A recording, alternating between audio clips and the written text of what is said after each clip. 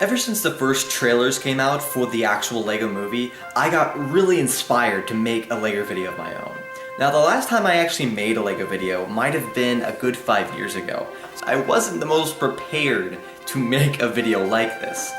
This project took about 6 months to make, and it was a lot of work. A lot of different things are put into this video with the green screen, the CG, the LEGO stop motion itself. The entire project was just a huge undertaking, and originally I planned to have it done in February, the same time that the LEGO movie was actually coming out, and that did not happen.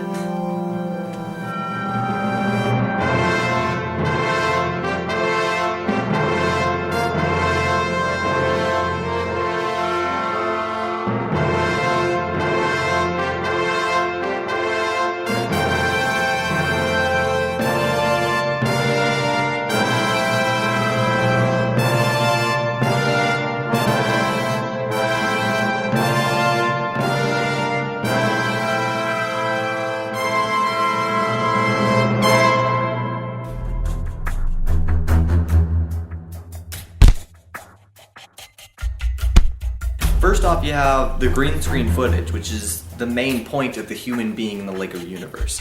It's the biggest kind of staple of the story, and was something that I really had to make sure I perfected and did well. The fight scenes and all of the scenes that are done inside the LEGO City building were really fun to do. First off, the fight scenes were really interesting because besides my character driving the car, it's the first scene that we actually see my character interacting with the LEGO universe.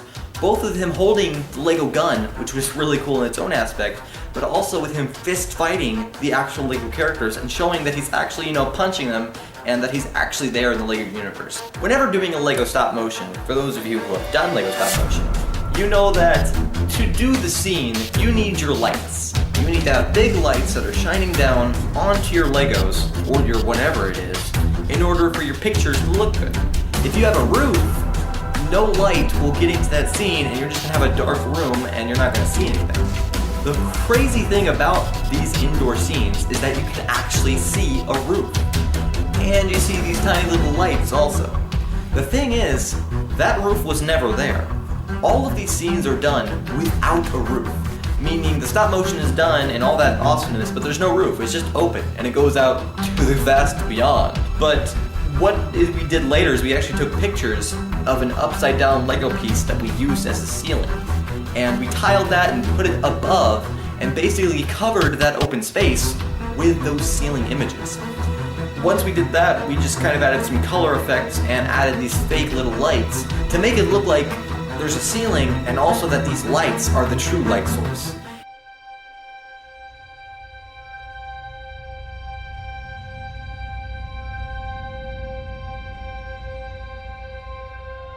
The virtual city is one of the cooler parts and one of the more fun parts to have actually worked on during the entire process of making the video.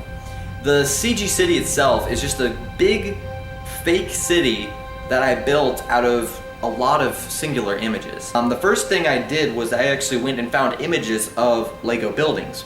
And they are just 2D images, that's the thing. It's a picture of a LEGO building. And what I would actually do is I would go in there and cut out a singular wall and then reshape it to make it look like it's facing the camera. And then I would do that for every single flat surface on that LEGO building in that picture. And once I'm done with that, I would actually go into After Effects and then take all of those 2D layers and order them in 3D space to make it look like, and basically I'm building an actual 3D digital LEGO building. And I did that over and over and over for multiple LEGO buildings. In fact, by the end of the process, I had about 25 different LEGO buildings that I populated the city with, and along with those 25 buildings, I actually had about 5 or 6 extra buildings that didn't actually get put on street level because they didn't have doors.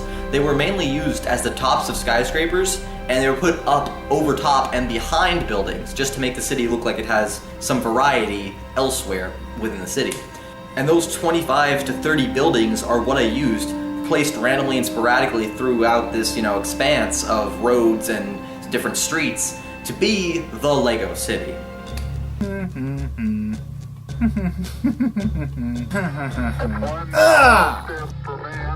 Hey, I'm walking here.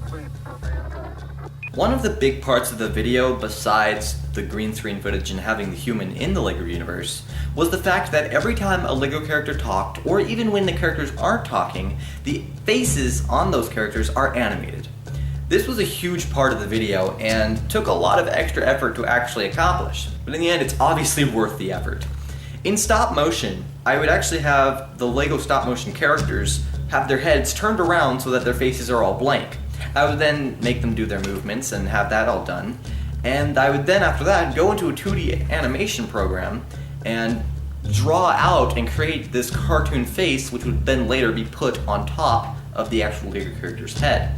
I would animate the face and make it talk and make it follow the lines and turn that 2D image into a 3D image, all curved, and then put it into 3D space right on top of the actual LEGO character's head.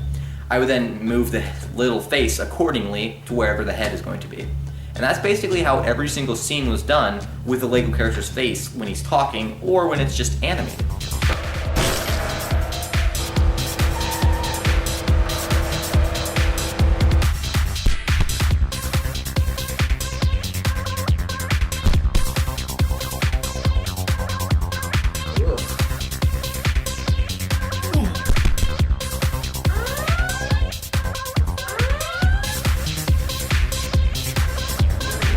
Sorry I couldn't stay, but I have a meeting to attend to.